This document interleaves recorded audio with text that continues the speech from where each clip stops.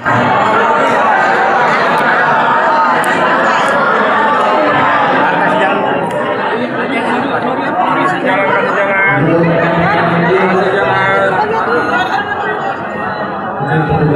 Bu, masuk Bu, keluar Bu.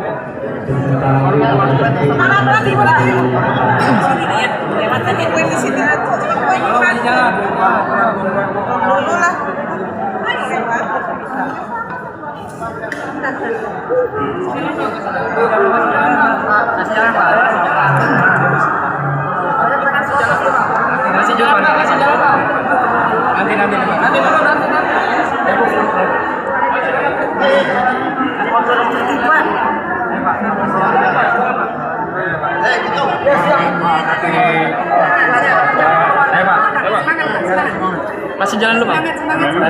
Belakang nih.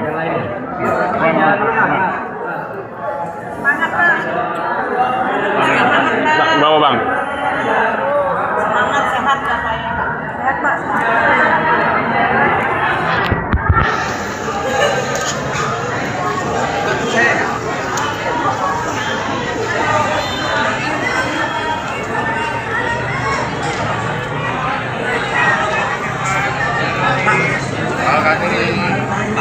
Angkat diri. Terus Pak.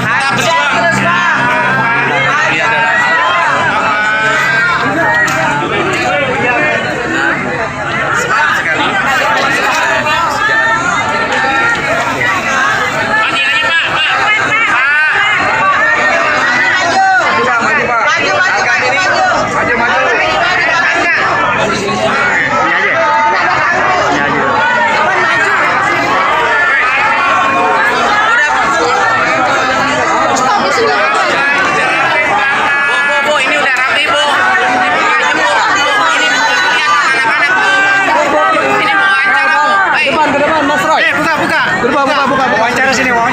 Sini Pak. Di depan. Dibuka.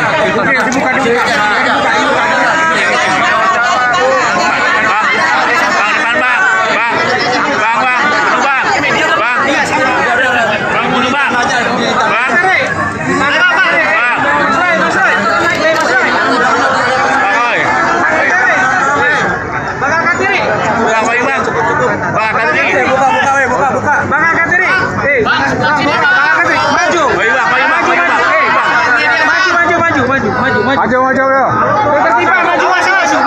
Jalan. Itu media itu. Woi.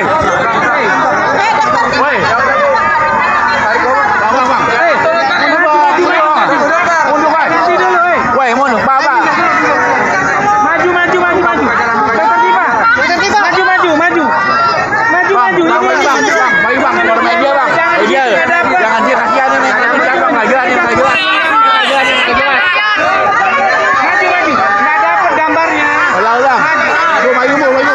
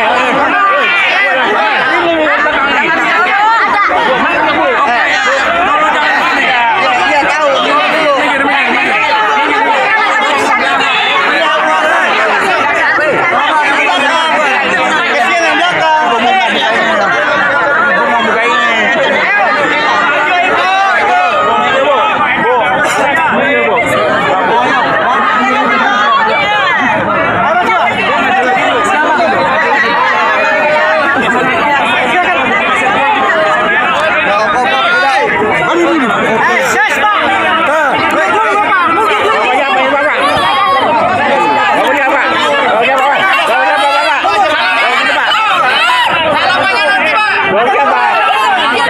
Woi, woi. Bawa siapa, Pak? Baik, teman-teman wartawan sekalian, ini sudah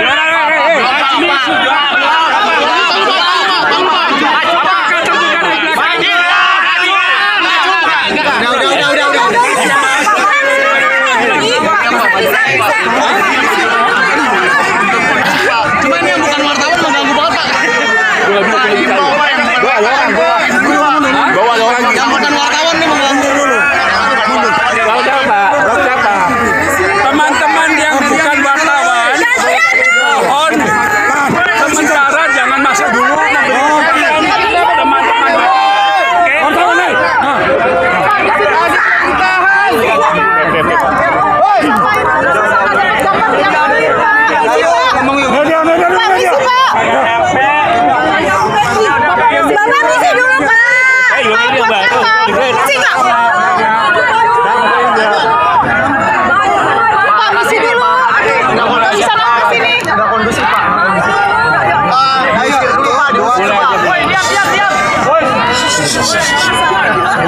boleh aja nanti keburu panas malah.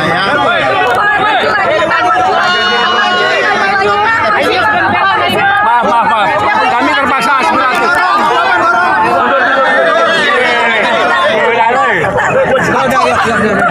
Cukup, bisa didengar?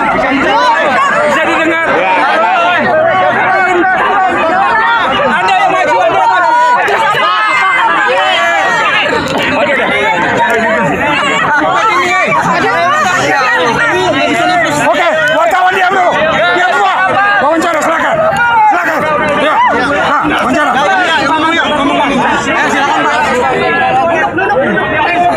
Silakan, Pak. Silakan. Terima kasih atas supportnya. Seperti yang kita ketahui tadi, sempat terjadi perdebatan antara hakim, JPU dan kami. Kami keberatan tidak diberikan berkas secara lengkap. Bagaimana kami bisa melihat perkara ini secara komprehensif? Oleh sebab itu kami tadi sempat menyatakan bahwa ketentuan dari KUHAP, khususnya KUHAP lama dan sebagainya, karena sebagian masih menggunakan KUHAP lama. Dalam KUHAP lama itu yang dimaksud pelimpahan itu termasuk berita acara pemeriksaan. Itu harus diberikan secara lengkap.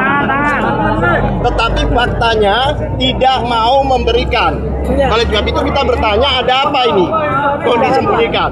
Ketentuannya begitu dilimpahkan surat dakwaan itu harus sama apa yang diterima oleh hakim, apa yang diterima oleh jaksa maupun kami PH perwakilan sebagai terdakwa. Namun kami tidak diberikan akses secara lengkap, tidak diberikan dokumen secara lengkap. Meskipun kami sudah kami mengajukan surat 2 kali tetap, dan kemarin jujur pada saat salah satu PH atau advokat datang ke sana meminta berkas perkara hanya diberikan 1/4.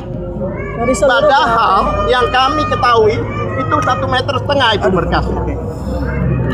Nah, oleh sebab itu ada tanda tanya besar. Ada apa ini? Oh, dokumen-dokumen tidak diberikan pada kami secara fair. Ya kan? Mungkin dilanjutkan oleh Pak Lutfi. Ya, jadi persidangan ini kami anggap prematur.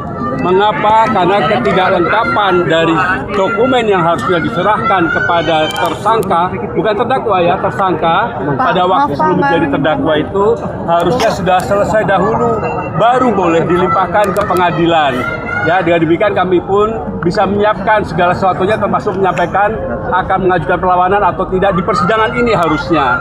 Ya, jadi karena ketidaklengkapan itulah kami masih menimbang-nimbang tentang perlawanan. Tapi kami akhirnya setelah mendengar bacaan dari surat dakwaan tadi itu kami bersikap mengajukan perlawanan. Demikian tambahan dan satu hal lagi, itu pasal itu kan beberapa pasal, tapi isinya itu konsiderannya sama. Padahal di dalam setiap pasal unsurnya berbeda dan selalu dikatakan Roy Suryo CX. DKK. Roy Suryo DKK. Sedangkan persidangan ini ada persidangan Dr. Tifa, individu. Selalu dihubungkan dengan Roy Suryo dan kawan-kawan. Itu boleh jika ada pasal keikutsertaan 55 atau 56. Ini tidak ada pasal pesertaan. Oleh sebab itu, itulah nanti yang kami akan lawan dan termasuk persidangan di Jakarta Timur ini. Kenapa demikian? Agak aneh. Kenapa satunya di Jakarta Selatan, satunya di sini? Walaupun Prapis itu juga merupakan persidangan. Kalau memang di sini, seharusnya di sini semua.